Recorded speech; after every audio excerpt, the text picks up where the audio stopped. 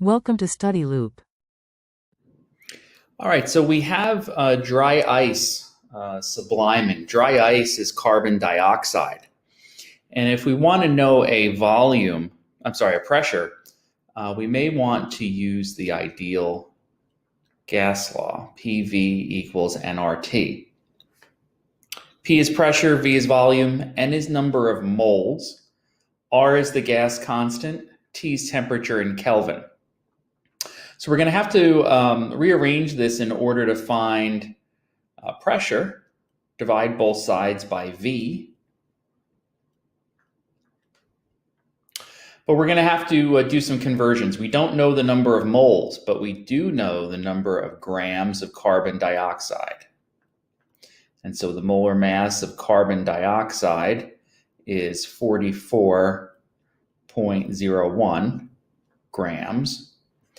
And so that will give us 0.0273 moles of our carbon dioxide. So this is N. Now we're also told that we're at 25 degrees C. We have to make that Kelvin, so we have to add 273. 298 Kelvin is our temperature. 0.0821 liter atmospheres over mole Kelvin is R, but you have your pressure in millimeters of mercury, so we have to convert R into millimeters of mercury. There's 760 millimeters of mercury in 1 atmosphere. So that winds up giving us our value of R to be 62.4.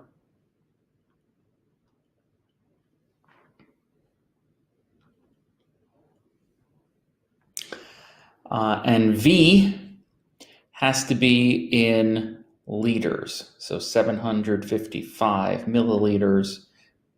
There is, or are, 1,000 milliliters in a liter.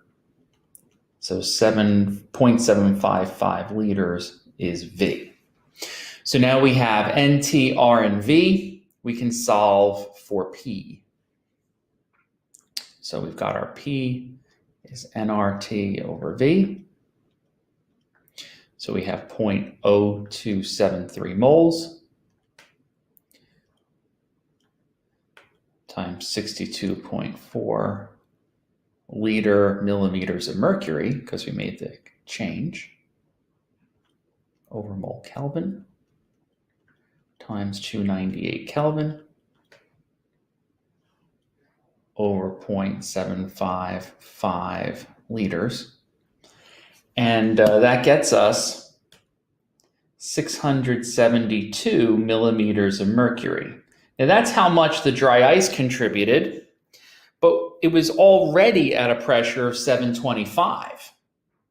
So what we're going to have to do is add up the 672 that we got from the dry ice plus the 725 that we started with, which is going to get us 1,397 millimeters of mercury as our pressure. Now, if you wanted the answer in atmospheres, you would have to divide by 760. And so if the answer in atmospheres is 1.84 atmospheres. So I'm not sure which pressure unit you needed to have the answer in, but either one of these is acceptable because they're the same thing.